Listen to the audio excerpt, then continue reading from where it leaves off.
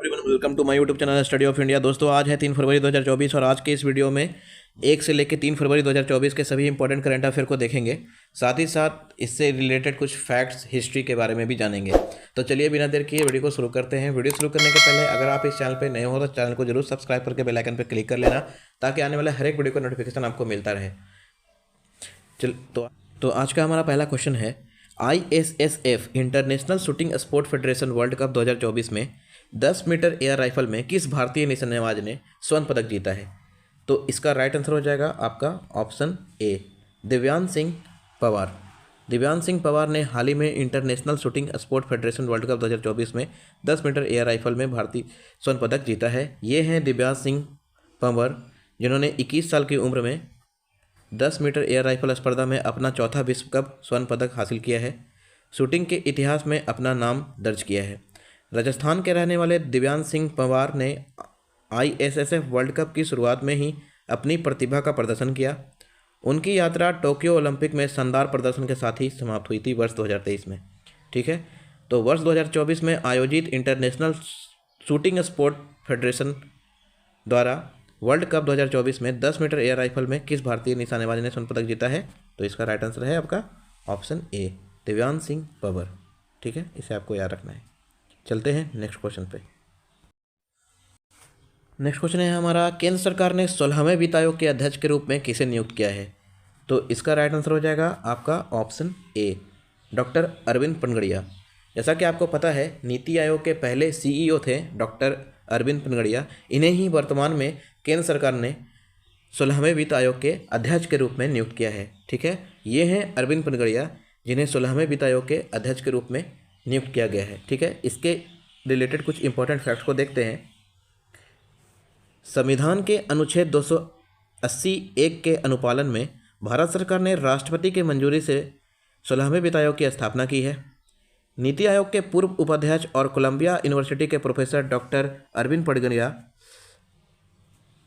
अध्यक्ष की भूमिका निभाएंगे 16वें वित्त आयोग के रूप में। ठीक है, इसी के साथ 16वें वित्त आयोग के सचिव के रूप में श्री ऋत्विक रंजन पांडे को आयोग के सचिव के रूप में नियुक्त किया गया है। ठीक है, तो आपको ये भी याद रखना है साथ में साथ 16वें वित्त आयोग के अध्यक्ष डॉक्टर अरविंद पनगड़िया हैं और 16वें वित्त आयोग के सचिव के रूप में श्री ऋत्विक रंजन पांडे को नियुक्त किया गया है। ठीक है, श्री ऋत्विक रंजन पांडे, इसे आपको याद रखना है। 16वें वित्त आयोग द्वारा 31 अक्टूबर 2025 तक अपनी व्यापक रिपोर्ट प्रस्तुत करने की उम्मीद है, जिनमें 1 अप्रैल 2026 से शुरू होने वाले 5 वर्ष की अवधि शामिल होगी। तो ये जो 16वां वित्त आयोग है, इसका जो कार्यकाल है वो 2026 से शुरू होगा। ठीक है, इसे आपको याद रखना है। चलते हैं नेक्स्ट क्वेश्चन पे।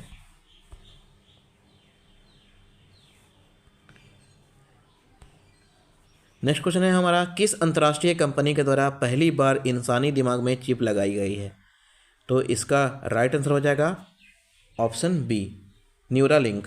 न्यूरालिंक एलॉन मस्क की कंपनी है, जिसने हाल ही में पहली बार इंसानी दिमाग में चिप लगाई जाने की पुष्टि की है। अभी हाल ही में एलॉन मस्क ने अपने फेसबुक पेज पर लिखा है, न्यूरो टेक्नोलॉजी कंपनी न्यूरालिंक्स स्टार्टअप की शुरुआत किया था इन्होंने 2016 में, जो दिमाग और कंप्यूटर के बीच सीधे संचार चैनल बनाने पर काम कर रही है। कंपनी ने एक ऐसी चिप बनाई है जिसे सर्जरी के जरिए इंसानी दिमाग के अंदर फिट किया जा सकता है। ये एक तरह से इंसान के दिमाग की तरह काम करेगी। इसका इस्तेमाल मस्तिष्क और नर्वस सिस्टम के डिसऑर्डर का सामना करने रहे लोगों के लिए फ़ायदेमंद होगा। अभी हाल ही में स्पेसएक्स के मालिक एलॉन मस्क, जो कि न्यूरालिंक के भी मालिक हैं, इन्होंने 2016 में न्यूरो टेक्नोलॉजी कंपनी न्यूरालिंक्स स्टार्टअप की शुरुआत की थी। इसी के जरिए इंसानी दिमाग के अंदर इसे फिट किया जाएगा। इसका फ़ायदा ये होगा कि जो व्यक्ति मस्तिष्क और नर्वस सिस्टम के डिसऑर्डर से, गड़बड़ी से का सामना कर रहे हैं, परेशान हैं, उन लोगों के लिए इस चिप को लगाया जाएगा, ताकि उनका जो दिमाग है, उनका जो नर्वस सिस्टम है, एक नेचुरली तरीके से काम कर सके। ठीक है, इसे आपको याद रखना है। न्यूरालिंक स्पेसएक्स के मालिक एलॉन मस्क की कंपनी है, जिसकी शुरुआत 2016 में हुई थी। चलते हैं नेक्स्ट क्वेश्चन पे।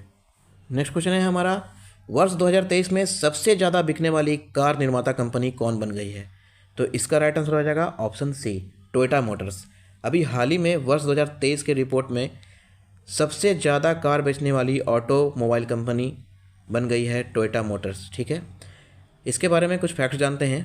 प्रसिद्ध जापानी ऑटोमोबाइल कंपनी टोयोटा मोटर्स ने वर्ष 2023 में सबसे ज़्यादा कार बेचने वाली कंपनी का स्थान प्राप्त किया है। टोयोटा के फाउंडर किचिरो टोयोटा हैं। इसकी स्थापना 28 अगस्त 1937 को हुई थी। टोयोटा का मुख्यालय टोयोटा जापान में है और इसके जो वर्तमान चेयरमैन हैं वो हैं एकियो टोयोडा। ठीक है, और टोयोटा मोटर्स के वर्तमान CEO chief executive officer Koji Sato हैं। ठीक है, इसे आपको याद रखना है। चलते हैं नेक्स्ट क्वेश्चन पे।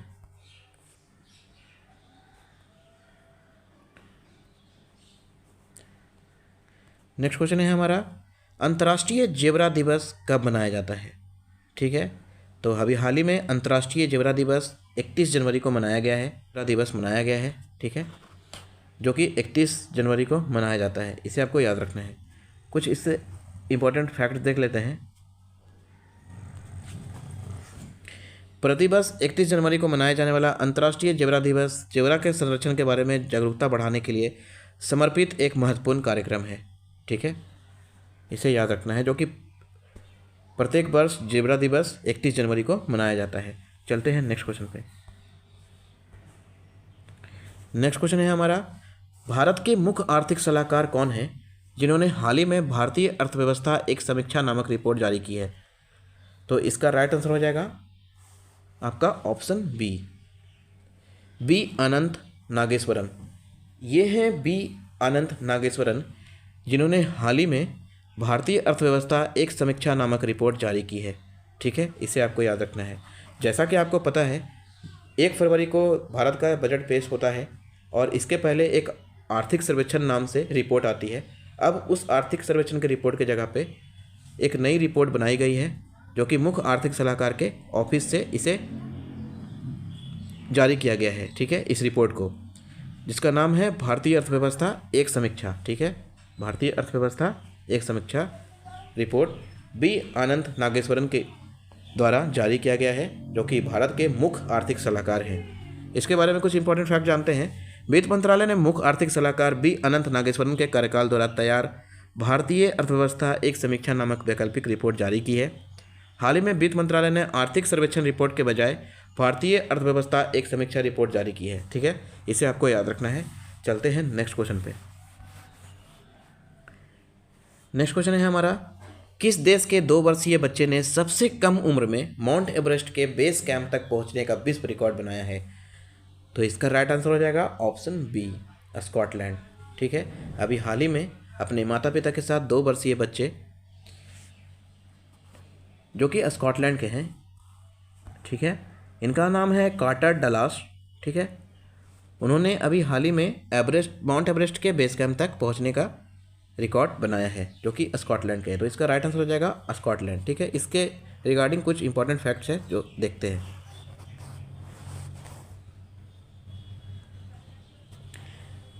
अभी हाल ही में स्कॉटलैंड के 2 वर्षीय बच्चे कार्टर डलास ने अपने माता पिता राउस और जेट के साथ सबसे कम उम्र में माउंट एवरेस्ट के बेस कैंप तक पहुंचने का इतिहास बनाया है, जो पर्वतारोहण के इतिहास में उल्लेखनीय उपलब्धि है। ठीक है, इसे आपको याद रखना है। नेक्स्ट क्वेश्चन है हमारा, किस मंत्रालय के द्वारा भारत में हिम तेंदुओं की जनसंख्या का आकलन स्थिति रिपोर्ट जारी किया गया है? ठीक है, तो इसका राइट आंसर हो जाएगा आपका ऑप्शन सी पर्यावरण एवं वन जलवायु परिवर्तन मंत्रालय। ठीक है, अभी हाल ही में भारत में हिम तेंदुओं की संख्या काउंट करने हेतु हिम तेंदुआ जनसंख्या का आकलन रिपोर्ट भारत के पर्यावरण वन जलवायु मंत्रालय द्वारा इस रिपोर्ट को जारी किया गया है। इस रिपोर्ट के फैक्ट्स को जानते हैं। इस रिपोर्ट में क्या कहा गया, भारत में कितने हिम तेंदुआ अभी एक्सिस्ट करते हैं? तो केंद्रीय पर्यावरण वन और जलवायु परिवर्तन मंत्रालय श्री भूपेंद्र यादव ने भारत में हिम तेंदुओं की स्थिति पर एक महत्वपूर्ण रिपोर्ट जारी की है, जो भारत में 718 हिम तेंदुओं की उपस्थिति की रिपोर्ट दर्ज करती है। इस कार्यक्रम को भारतीय वन्यजीव संस्थान WII द्वारा संभावित किया गया था और हिम तेंदुआ रेंज वाले राज्यों प्राकृतिक संरक्षण फाउंडेशन मैसूर और WWF इंडिया द्वारा समर्थित किया गया था। अध्ययन में शामिल राज्य और केंद्र शासित प्रदेश जहाँ पे हिम तेंदुओं की संख्या पाई जाती है वह है लद्दाख, जम्मू कश्मीर, हिमाचल प्रदेश, उत्तराखंड, सिक्किम और अरुणाचल प्रदेश। इन राज्यों में हिम तेंदुआ पाया जाता है। इन सभी राज्यों को मिलाकर भारत में हिम तेंदुओं की संख्या जो बताई गई है वो है 718। ठीक है, इसे आपको याद रखना है। एग्जाम के पॉइंट ऑफ व्यू से आपसे पूछा जा सकता है कि किस मंत्रालय द्वारा इस रिपोर्ट को जारी किया गया है, भारत में हिम तेंदुओं की संख्या का आकलन स्थिति रिपोर्ट। तो पर्यावरण, वन एवं जलवायु परिवर्तन मंत्रालय। और अभी वर्तमान में हिम तेंदुओं की संख्या कितनी है भारत में, तो 718। ठीक है, चलते हैं नेक्स्ट क्वेश्चन पे। नेक्स्ट क्वेश्चन है हमारा, खेलो इंडिया शीतकालीन खेल 2024 का शुभंकर, मास्कॉट और लोगो क्या है? तो इसका राइट आंसर हो जाएगा आपका ऑप्शन ए। ऑप्शन ए राजसी हिम तेंदुआ, जिसे जम्मू कश्मीर के लोकल लैंग्वेज में सीने सी या सानू भी कहा जाता है। ठीक है, इसे आपको याद रखना है। तो खेलो इंडिया शीतकालीन खेल 2024 का अभी शुभंकर हो गया है, जिसका मॉस्कॉट लोगो है राजसी हिम तेंदुआ, जिसे सीने सी या सान भी कहा जाता है। इसके इंपॉर्टेंट फैक्ट को देखते हैं। खेलो इंडिया विंटर गेम्स 2024 का शुभंकर राजसी हिम तेंदुआ है। ये है राजसी हिम तेंदुआ, जिसका नाम सीने सी या फिर सान दिया गया है। ठीक है, इसे ही खेलो इंडिया शीतकालीन खेल 2024 का शुभंकर यानी मास्कॉट या लोगो बनाया गया है। ठीक है, तो खेलो इंडिया विंटर गेम्स 2024 का शुभंकर राजसी हिम तेंदुआ है, जिसे लद्दाख क्षेत्र में सीने सी या सान नाम दिया गया है। जम्मू कश्मीर और लद्दाख के ऊंचाई वाले क्षेत्रों का मूल निवासी हिम तेंदुआ खेलों की भावना का एक प्रतीक होता है और इस लुप्तप्राय प्रजाति के संरक्षण की ओर भी ध्यान आकर्षित करता है। हाल ही में केंद्रीय पर्यावरण और जलवायु परिवर्तन मंत्रालय द्वारा हिम तेंदुआ के ऊपर एक रिपोर्ट जारी की गई है, जो कि 718 हिम तेंदुआ की उपस्थिति को दर्शाता है। वर्तमान में भारत के केंद्रीय पर्यावरण और जलवायु परिवर्तन मंत्रालय हैं भूपेंद्र यादव। ठीक है, इसे भी आपको याद रखना है। नेक्स्ट क्वेश्चन है हमारा, एक समंदर मेरे अंदर नामक पुस्तक के लेखक कौन है? तो इसका राइट आंसर हो जाएगा ऑप्शन सी, संजीव जोशी ने हाल ही में एक समंदर मेरे अंदर नामक पुस्तक लिखा है। ये है एक समंदर मेरे अंदर नामक पुस्तक का कवर पेज और ये हैं संजीव जोशी, जिन्होंने हाल ही में एक पुस्तक लिखी है जिसका नाम है एक समंदर मेरे अंदर। ठीक है, कौन है संजीव जोशी, इसके बारे में जानते हैं। तो संजीव जोशी वर्तमान में ब्रह्मोस एयरोस्पेस के डिप्टी CEO हैं और इन्होंने ही इस पुस्तक को लिखा है और इस पुस्तक का अनावरण पब्लिश किया है राष्ट्रीय सुरक्षा सलाहकार अजीत डोभाल और chief of defence staff general Anil Singh Chauhan. ठीक है, इसे आपको याद रखना है। वर्तमान में ब्रह्मोस एयरोस्पेस के डिप्टी CEO संजीव जोशी हैं। उन्होंने एक पुस्तक लिखी है जिसका नाम है एक समंदर मेरे अंदर। ठीक है, चलते हैं नेक्स्ट क्वेश्चन पे। नेक्स्ट क्वेश्चन है हमारा, मलेशिया के 17वें राजा के रूप में किसे चुना गया है या कौन बने हैं? ठीक है, तो इसका राइट आंसर हो जाएगा ऑप्शन बी, सुल्तान इब्राहिम। अभी हाल ही में सुल्तान इब्राहिम ने मलेशिया के 17वें राजा के रूप में शपथ ली है और वहाँ के वो राजा बने हैं। तो जोहार राज्य के सुल्तान इब्राहिम को मलेशिया के 17वें राजा के रूप में स्थापित किया गया है। यह घटना मलेशिया देश की संवैधानिक राजशाही प्रणाली में एक महत्वपूर्ण क्षण को चिन्हित करता है।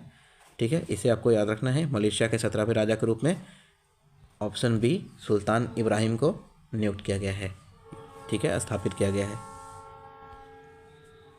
चलते हैं नेक्स्ट क्वेश्चन पे। नेक्स्ट क्वेश्चन है हमारा, भ्रष्टाचार धारण सूचकांक CPI इंडेक्स 2023 में भारत का स्थान क्या है? तो इसका राइट आंसर हो जाएगा ऑप्शन ए 93वां। अभी हाल ही में ट्रांसपेरेंसी इंटरनेशनल ने भ्रष्टाचार धारण सूचकांक CPI इंडेक्स 2023 जारी किया है, जिसमें भारत का स्थान 93वां है।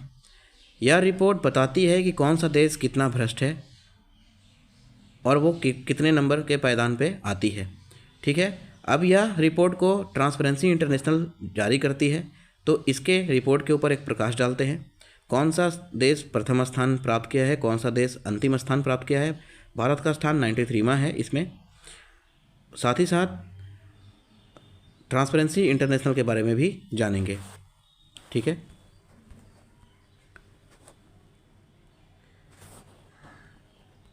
तो जनवरी 2024 में वर्ष 2023 के लिए ट्रांसपेरेंसी इंटरनेशनल ने भ्रष्टाचार धारण सूचकांक जारी किया है। ट्रांसपेरेंसी इंटरनेशनल के इस रिपोर्ट में 180 देशों को शामिल किया गया था, जिसमें भारत का स्थान 93वां है। ठीक है। इसमें इस रिपोर्ट में प्रथम स्थान लगातार छठे वर्ष डेनमार्क का रहा है। ठीक है, जो अपनी अच्छी तरह से कार्यशील न्याय प्रणालियों के कारण 90 अंक के साथ इस सूची में प्रथम स्थान प्राप्त किया है एक बार फिर से। ठीक है। तो अभी हाल ही में ट्रांसपेरेंसी इंटरनेशनल ने भ्रष्टाचार धारण सूचकांक रिपोर्ट जारी किया है। ठीक है, वर्ष 2023 का रिपोर्ट 2024 जनवरी में जारी किया गया है। इस रिपोर्ट में भारत का स्थान 93वां है और प्रथम स्थान पर लगातार छठे वर्ष डेनमार्क का रहा है। ठीक है, जिसने अपने अच्छी तरह से कार्यशील न्याय प्रणालियों के कारण 90 अंक प्राप्त किया है और प्रथम स्थान प्राप्त किया है लगातार छठे वर्ष डेनमार्क। तो इस रैंक में प्रथम स्थान डेनमार्क का रहा है और द्वितीय और तृतीय स्थान फिनलैंड और न्यूजीलैंड का रहा है। ठीक है, जिसने 87 और 85 स्कोर के साथ दूसरे और तीसरा स्थान प्राप्त किया है। ट्रांसपेरेंसी इंटरनेशनल एक अंतर्राष्ट्रीय गैर सरकारी संगठन है जिसकी स्थापना 1993 में हुआ था बर्लिन में। ठीक है, इसे आपको याद रखना है। वर्ष 2018 के रेलवे के एग्ज़ाम में इस क्वेश्चन को पूछा गया था। ट्रांसपेरेंसी इंटरनेशनल एक अंतर्राष्ट्रीय गैर सरकारी संगठन है जिसका मुख्यालय कहाँ है, तो इसका मुख्यालय है जर्मनी के बर्लिन में। इसे आपको याद रखना है। इसकी स्थापना 1993 में हुआ था। ठीक है, ट्रांसपेरेंसी इंटरनेशनल ये क्या करती है, तो ये भ्रष्टाचार धारण सूचकांक जारी करती है जिसमें विश्व के विभिन्न देशों को शामिल किया जाता है, जिसमें बताया जाता है कि कौन सा देश अपने कार्यशील प्रणालियों के लिए कितना सजग है और उसमें उस देश का भ्रष्टाचार इंडेक्स क्या है, क्या दर्शाता है। ठीक है, इसे आपको याद रखना है। इसका प्राथमिक उद्देश्य होता है नागरिक उपायों के माध्यम से वैश्विक भ्रष्टाचार का मुकाबला करना और भ्रष्टाचार के कारण उत्पन्न होने वाली आपराधिक गतिविधियों को रोकना। ठीक है, इसके प्रकाशनों में वैश्विक भ्रष्टाचार बैरोमीटर और भ्रष्टाचार बोध सूचकांक भी शामिल है। इसे भी आपको याद रखना है। ठीक है, वैश्विक भ्रष्टाचार बैरोमीटर और भ्रष्टाचार बोध सूचकांक रिपोर्ट भी ट्रांसपेरेंसी इंटरनेशनल के द्वारा जारी किया जाता है और भ्रष्टाचार धारण सूचकांक रिपोर्ट भी ट्रांसपेरेंसी इंटरनेशनल के द्वारा जारी किया जाता है, जिसकी स्थापना 1993 में हुआ था। इसका मुख्यालय जर्मनी बर्लिन में है। ठीक है, जर्मनी के बर्लिन में है। नेक्स्ट क्वेश्चन है हमारा, जनवरी 2024 में राष्ट्रपति द्वारा किस शिक्षाविद को राज्यसभा के लिए सांसद के रूप में मनोनीत किया गया है। ठीक है, तो जैसा कि आप जानते हैं कि राष्ट्रपति द्वारा 12 ऐसे सदस्यों को राज्यसभा के लिए मनोनीत किया जाता है जिनका संबंध लोक कल्याणकारी कार्यों के लिए हो, शिक्षा से हो, विज्ञान एवं प्रौद्योगिकी एवं लोक कल्याणकारी सामाजिक क्षेत्र से जुड़े हो। ऐसे सदस्यों को नामित किया जाता है। ऐसे व्यक्तियों को राज्यसभा में राष्ट्रपति के द्वारा 12 ऐसे सदस्यों को मनोनीत किया जाता है। उसी में से एक राष्ट्रपति ने एक शिक्षाविद, चंडीगढ़ यूनिवर्सिटी के संस्थापक एवं कुलपति सतनाम सिंह संधू को राज्यसभा के लिए मनोनीत किया है वर्ष 2024 में। तो इसका राइट आंसर हो जाएगा ऑप्शन सी, सतनाम सिंह संधू। सतनाम सिंह संधू कौन है, तो सतनाम सिंह संधू वर्ष 2012 में चंडीगढ़ यूनिवर्सिटी की स्थापना की थी और ये एक भारत के शिक्षाविद हैं। इन्होंने कई सारे अंतर्राष्ट्रीय स्तर पर भी काम किया है। ठीक है, और इन्हीं सब उपलब्धियों के वजह से राष्ट्रपति ने शिक्षाविद के रूप में राज्यसभा के सदस्य सांसद के रूप में इन्हें मनोनीत किया है जनवरी 2024 में। इसे आपको याद रखना है। चलते हैं नेक्स्ट क्वेश्चन पे। नेक्स्ट क्वेश्चन है हमारा, गणतंत्र दिवस परेड 2024 में किस मंत्रालय की झांकी भारत लोकतंत्र की जननी को प्रथम स्थान प्राप्त हुआ है। तो इसका राइट आंसर हो जाएगा ऑप्शन बी, सांस्कृतिक मंत्रालय। छठा भारत लोकतंत्र की जननी, इसे ही प्रथम स्थान प्राप्त किया है मंत्रालय में। ठीक है, आपसे अगर क्वेश्चन पूछा जाए कि गणतंत्र दिवस परेड 2024 में किस मंत्रालय की झांकी भारत लोकतंत्र की जननी को सर्वश्रेष्ठ स्थान यानी प्रथम स्थान प्राप्त हुआ है, तो आपको आंसर करना है सांस्कृतिक मंत्रालय। ठीक है, और अगर राज्य की बात किया जाए तो इसमें आपका प्रथम स्थान उड़ीसा का है। ठीक है, उड़ीसा का, इसे भी आपको याद रखना है। और दूसरा स्थान गुजरात का। इस पर एक मैं कंप्लीट वीडियो बनाकर अपलोड करूँगा जिसे आप देख सकते हैं, जिसमें बताया जाएगा कि गणतंत्र दिवस परेड 2024 में किस राज्य को किस मंत्रालय को किस श्रेणी के लिए कौन सा पुरस्कार दिया गया है। ठीक है, चलते हैं नेक्स्ट क्वेश्चन पे। नेक्स्ट क्वेश्चन है हमारा, ISSF international shooting sport federation का वर्ल्ड कप 2024 में 10 मीटर एयर राइफल पिस्टल मिश्रित टीम स्पर्धा में स्वर्ण पदक किस भारतीय निशानेबाज ने जीता है। तो इसका राइट आंसर हो जाएगा आपका ऑप्शन ए, रिदम सांगवान और उज्जवल मलिक। अभी हाल ही में ISSF international shooting sport federation का वर्ल्ड कप 2024 में 10 मीटर एयर राइफल पिस्टल में मिश्रित टीम स्पर्धा में स्वर्ण पदक भारतीय निशानेबाज रिदम सांगवान और उज्जवल मलिक ने संयुक्त रूप से जीता है। ठीक है, इसे आपको याद रखना है। ये हैं रिदम सांगवान और उज्जवल मलिक, जिन्होंने ISSF वर्ल्ड कप 2024 में 10 मीटर एयर पिस्टल में मिश्रित टीम स्पर्धा में स्वर्ण पदक जीता है। ठीक है, कभी कभी इससे रिलेटेड क्वेश्चन पूछ दिया जाता है कि रिदम सांगवान और उज्जवल मलिक का संबंध किस खेल से है, तो आपका राइट आंसर हो जाएगा निशानेबाज। ठीक है, ये निशानेबाजी से संबंधित हैं, शूटिंग से संबंधित हैं, इसे आपको याद रखना है, एग्जाम के पॉइंट ऑफ व्यू से काफ़ी इंपॉर्टेंट है। नेक्स्ट क्वेश्चन है हमारा, RBI ने किस पेमेंट बैंक पर वित्तीय लेन देन करने पर रोक लगा दी है। तो अभी हाल ही में RBI ने पेटीएम पेमेंट बैंक पर रोक लगा दी है। ठीक है, क्यों रोक लगाई है, इसके पीछे का रीज़न जानते हैं।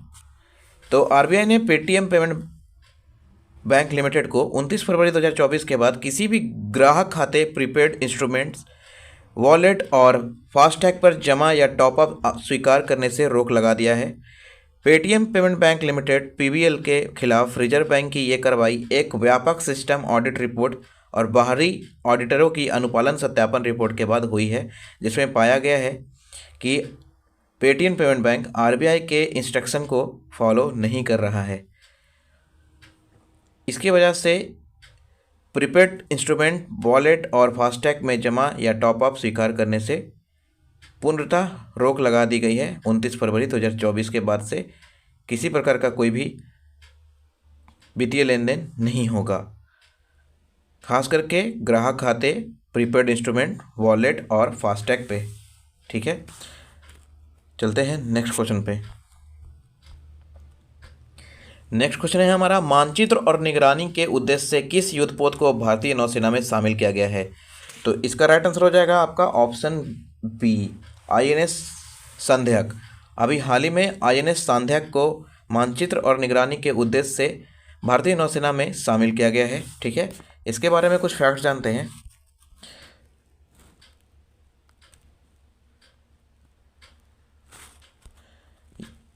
यह है INS संध्याक, जिसे कोलकाता में GRAC द्वारा निर्मित 110 मीटर लंबा INS संध्याक लगभग 3800 टन वजन उठा सकता है और इसमें प्रभावशाली 80% स्वदेशी सामग्री लगी हुई है।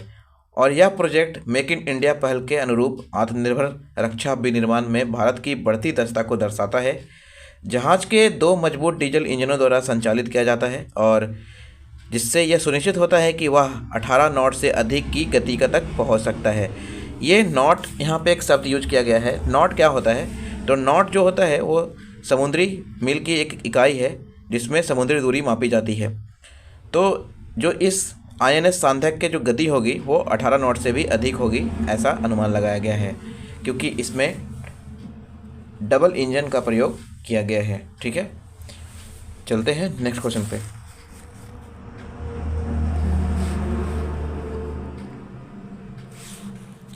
नेक्स्ट क्वेश्चन है हमारा, किस राज्य की कैबिनेट ने पर्यटन क्षेत्र के विकास के लिए विधेयक को मंजूरी दी है। तो इसका राइट आंसर हो जाएगा आपका ऑप्शन बी, असम। अभी हाल ही में असम सरकार ने, असम के मुख्यमंत्री हेमंत बिस्व शर्मा ने असम के पर्यटन क्षेत्र में विकास के लिए एक विधेयक को मंजूरी दी है। ठीक है, इसे आपको याद रखना है। चलते हैं नेक्स्ट क्वेश्चन पे। नेक्स्ट क्वेश्चन है हमारा, ब्रिक्स में सदस्य देशों की संख्या वर्तमान में कितनी है। तो इसका राइट आंसर हो जाएगा आपका ऑप्शन बी, 11।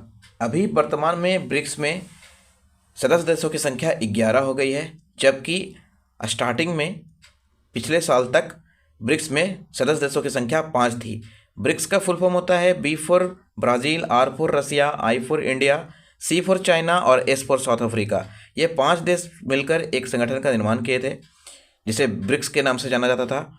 अभी हाल ही में 2023 में हुए जोहान्सबर्ग में 15वें ब्रिक्स शिखर सम्मेलन में 6 अन्य देशों को भी शामिल कर लिया गया है, जिससे अब ब्रिक्स देशों की संख्या 11 हो गई है। ठीक है, इसके बारे में कुछ फैक्ट्स जानते हैं। जोहान्सबर्ग में 15वें ब्रिक्स शिखर सम्मेलन में एक उल्लेखनीय विस्तार हुआ है, क्योंकि ब्रिक्स समूह जिसमें ब्राज़ील, रूस, भारत, चीन और दक्षिण अफ्रीका शामिल थे ने 6 अतिरिक्त देशों को निमंत्रित देकर इसका विस्तार किया। नए आमंत्रित देशों में पश्चिमी एशिया से ईरान, सऊदी अरब और संयुक्त अरब अमीरात है यूएई, अफ्रीका से मिस्र और तथा इथोपिया एवं लैटिन अमेरिका से अर्जेंटीना इस संगठन में शामिल है। ठीक है, तो इसी के साथ ब्रिक्स में अब सदस्य देशों की संख्या टोटल 11 हो गई है। इसे आपको याद रखना है, एग्ज़ाम के पॉइंट ऑफ व्यू से बहुत इंपॉर्टेंट है, ब्रिक्स से क्वेश्चन एग्ज़ाम में पूछे जाते हैं। ठीक है, ये है ब्रिक्स से रिलेटेड कुछ फैक्ट्स और ये है ब्रिक्स का लोगो। ठीक है, इसे अब आपको याद रखना है।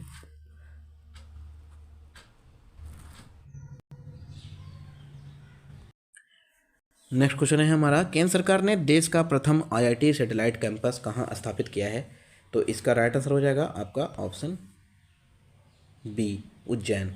ठीक है, अभी हाल ही में केंद्र सरकार ने देश का प्रथम आईआईटी सैटेलाइट कैंपस स्थापित किया है उज्जैन में। ठीक है, इसके बारे में जानते हैं। आईआईटी इंदौर ने उज्जैन में सैटेलाइट सेंटर स्थापित करने के लिए पहली विस्तृत परियोजना रिपोर्ट डीपीआर का मसौदा तैयार कर लिया है।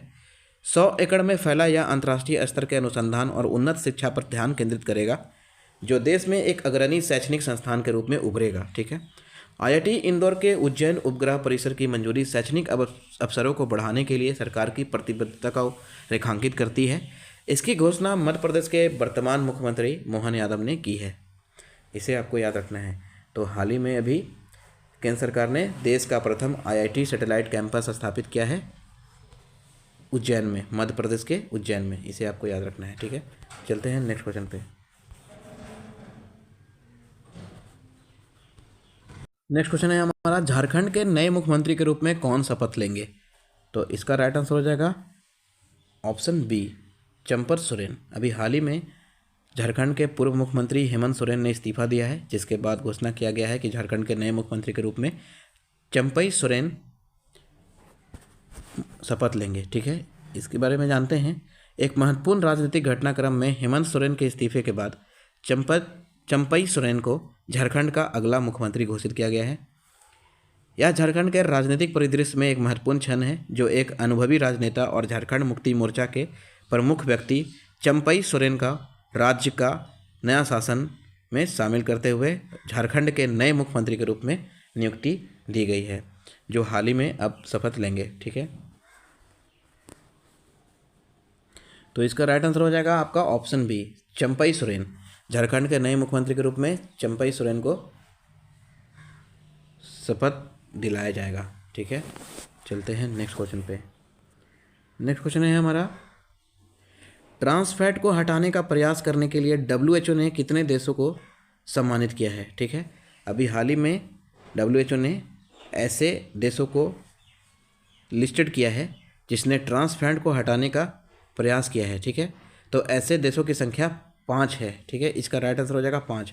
ऐसे 5 देश है जिसे डब्ल्यूएचओ ने ट्रांस फैट को हटाने का प्रयास करने के लिए सम्मानित किया है। ठीक है, इसके बारे में फैक्ट जानते हैं, ट्रांस फैट क्या होता है और डब्ल्यूएचओ ने ऐसे 5 देशों को क्यों सम्मानित किया है। ठीक है, तो पहली बार डब्ल्यूएचओ ने औद्योगिक रूप से उत्पादित प्राकृतिक रूप में पाए जाने वाले ट्रांस फैटी एसिड TFA दोनों को ख़त्म करने में प्रगति को मान्यता देते हुए प्रमाण पत्र प्रदान किया है। ट्रांस फैट एसिड महत्वपूर्ण स्वास्थ्य जोखिम पैदा करता है, जिसमें दिल के दौरे और हृदय रोग से संबंधित और मृत्यु दर में वृद्धि शामिल है। ठीक है, इसे याद रखना है। तो अभी हाल ही में डब्ल्यूएचओ ने ट्रांस फैट को हटाने का प्रयास करने के लिए कितने देशों को सम्मानित किया है? तो इसका राइट आंसर हो जाएगा ऑप्शन बी, 5। ऐसे 5 देशों को डब्ल्यूएचओ ने सम्मानित किया है जो ट्रांस फैट को हटाने का प्रयास कर रही है। ठीक है, चलते हैं नेक्स्ट क्वेश्चन पे। नेक्स्ट क्वेश्चन है, ग्रीन हाइड्रोजन के लिए एनटीपीसी ने किस राज्य के साथ समझौता ज्ञापन पर हस्ताक्षर किया है? तो इसका राइट आंसर हो जाएगा ऑप्शन बी, महाराष्ट्र। अभी हाल ही में ग्रीन हाइड्रोजन के लिए एनटीपीसी ने महाराष्ट्र सरकार के साथ समझौता किया है। ठीक है, इसके फैक्ट के बारे में जानते हैं। एनटीपीसी की सहायक कंपनी एनजीईएल ने महाराष्ट्र के साथ 80,000 करोड़ रुपए के समझौता ज्ञापन पर हस्ताक्षर किया है। इस सहयोग का उद्देश्य राज्य की हरित निवेश योजना के अनुरूप हरित हाइड्रोजन परियोजनाओं का नेतृत्व करना है। ठीक है, इसे भी आपको याद रखना है। तो हाल ही में एनटीपीसी के सहायक कंपनी एनजीईएल ने महाराष्ट्र के साथ 80,000 करोड़ रुपए का समझौता ज्ञापन पर हस्ताक्षर किया है। ठीक है, तो इसका राइट आंसर हो जाएगा option B, Maharashtra. Green hydrogen के लिए एनटीपीसी ने महाराष्ट्र सरकार के साथ समझौता ज्ञापन पर हस्ताक्षर किया है। ठीक है, एनटीपीसी की स्थापना 7 नवंबर 1975 को हुई थी। हेडक्वार्टर न्यू दिल्ली में। गुरप्रीत सिंह इसके चेयरमैन एंड एमडी पे।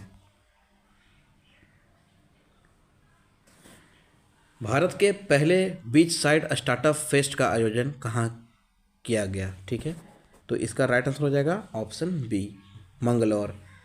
ठीक है, हाल ही में कर्नाटक के मंगलौर में भारत के पहले बीच साइड स्टार्टअप फेस्ट का आयोजन किया गया। ठीक है, तो पहला Mangalore beach side startup fest emerging 2024 स्थानीय उद्यमिता के लिए एक महत्वपूर्ण क्षण है जो शहर के स्टार्टअप विकास को बढ़ावा देगा। क्योंकि जैसा आप जानते हैं, टूरिज्म एक अच्छा स्टार्टअप के तौर पे कई सारे लोगों को जॉब प्रोवाइड्स करवाती है कई क्षेत्रों में। ठीक है, तो टूरिज्म को बढ़ावा देने के उद्देश्य से अभी हाल ही में भारत के पहले बीच साइड स्टार्टअप फेस्ट का आयोजन मंगलौर में किया गया है। ठीक है, इसे आपको याद रखना है। इसका राइट आंसर हो जाएगा ऑप्शन बी, मंगलौर। भारत के पहले, अभी ये पहला है तो ये इंपॉर्टेंट हो जाता है एग्जाम के व्यू से। तो भारत के पहले बीच साइड स्टार्टअप फेस्ट का आयोजन मैंगलोर में किया गया है। ठीक है, चलते हैं नेक्स्ट क्वेश्चन पे।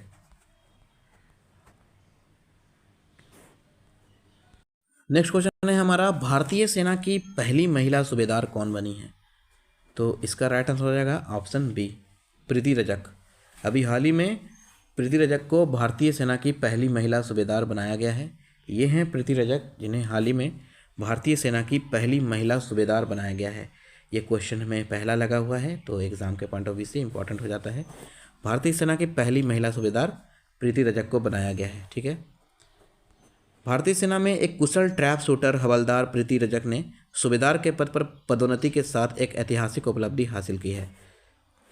ठीक है, इसे आपको याद रखना है। तो भारतीय सेना की पहली महिला सूबेदार कौन बनी है? प्रीति रजक। ठीक है, चलते हैं नेक्स्ट क्वेश्चन पे। नेक्स्ट क्वेश्चन है हमारा, हर साल भारतीय तटरक्षक दिवस कब मनाया जाता है? तो इसका राइट आंसर हो जाएगा आपका ऑप्शन बी, 1 फरवरी। ठीक है, अभी हाल ही में 1 फरवरी को भारतीय तटरक्षक दिवस मनाया गया है। ठीक है, हर साल 1 फरवरी को भारतीय तटरक्षक दिवस मनाया जाता है, जो देश के समुद्री हितों की रक्षा करने वाले कर्मियों की वीरता, समर्पण और सेवा के लिए एक श्रद्धांजलि है। ठीक है, चलते हैं नेक्स्ट क्वेश्चन पे।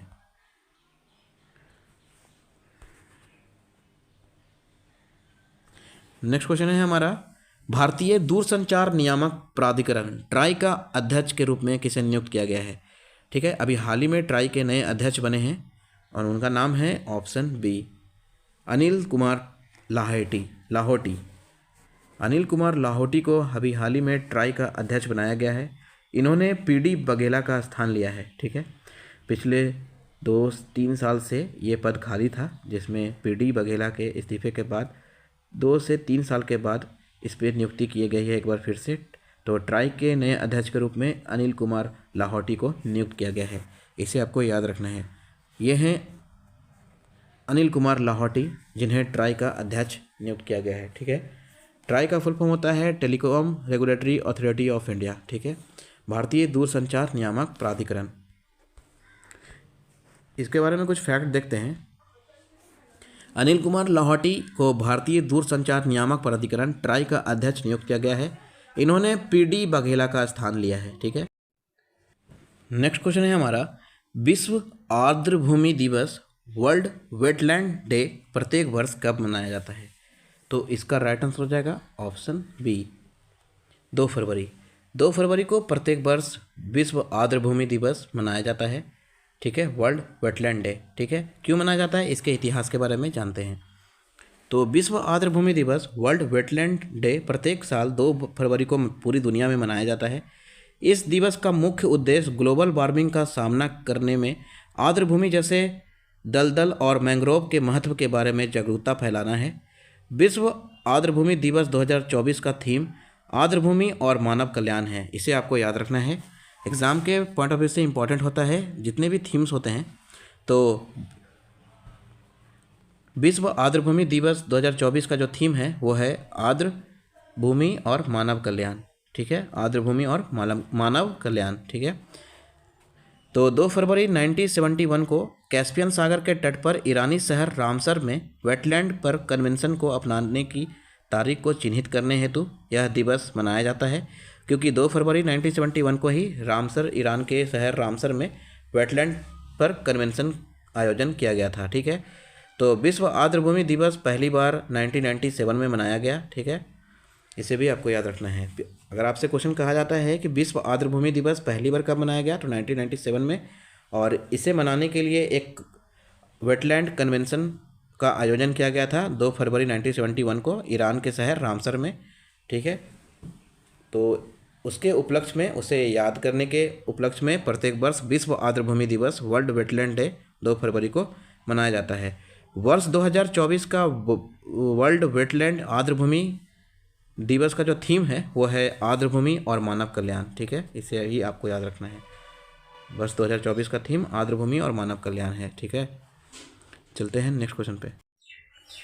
नेक्स्ट क्वेश्चन है हमारा, किस राज्य सरकार ने जमीनी स्तर की खेल प्रतिभाओं को पोषित करने के लिए क्लैगनर स्पोर्ट्स किट पहल की शुरुआत की है? तो इसका राइट आंसर हो जाएगा ऑप्शन सी, तमिलनाडु। अभी हाल ही में तमिलनाडु के मुख्यमंत्री ने अपने राज्य के जमीनी स्तर के खेल प्रतिभाओं को पोषित करने के लिए क्लैगनर स्पोर्ट्स किट पहल की शुरुआत की है। ठीक है, तो तमिलनाडु के मुख्यमंत्री उदयनिधि स्टालिन ने जमीनी स्तर की खेल प्रतिभाओं को पोषित करने के लिए एक अभूतपूर्व योजना की शुरुआत की है, और इसके लिए 12,000 गाँवों को किट प्रदान की जाएगी। ठीक है, इसे आपको याद रखना है। तो अभी हाल ही में तमिलनाडु सरकार ने जमीनी स्तर की खेल प्रतिभाओं को पोषित करने के लिए क्लैगनर स्पोर्ट्स किट की शुरुआत की है। ठीक है, इसे आपको याद रखना है। इसका राइट आंसर हो जाएगा तमिलनाडु, ऑप्शन सी। ठीक है, ये आप देख रहे होंगे यहाँ पे तमिलनाडु का मुख्यमंत्री, तमिलनाडु के राज्यपाल और यहाँ की राजधानी मेंशन किया गया है। ठीक है, चलते हैं नेक्स्ट क्वेश्चन पे। नेक्स्ट क्वेश्चन और आज का हमारा आखिरी क्वेश्चन है, एशियन क्रिकेट काउंसिल ACC का अध्यक्ष किसे बनाया गया है? तो इसका राइट आंसर हो जाएगा ऑप्शन बी, जय शाह। ये हैं जय शाह, जिन्हें लगातार तीसरे कार्यकाल के लिए एशियन क्रिकेट काउंसिल ACC का अध्यक्ष नियुक्त किया गया है। ठीक है, तो BCCI के सचिव जय शाह को लगातार तीसरी बार एशियन क्रिकेट काउंसिल का अध्यक्ष चुना गया है। जय शाह ने 2 साल के 2 टर्म पूरे कर लिए हैं और ये तीसरा कार्यकाल इनका होगा। ठीक है, ये आपको याद रखना है। तो अभी हाल ही में एशियन क्रिकेट काउंसिल का अध्यक्ष किसे बनाया गया है? तो ऑप्शन बी, जय शाह, बिल्कुल करेक्ट आंसर है, ये है जय शाह। तो इसी के साथ आज का हमारा वीडियो पूरा होता है। मिलते हैं कल एक नए वीडियो के साथ, तब तक के लिए थैंक यू, धन्यवाद।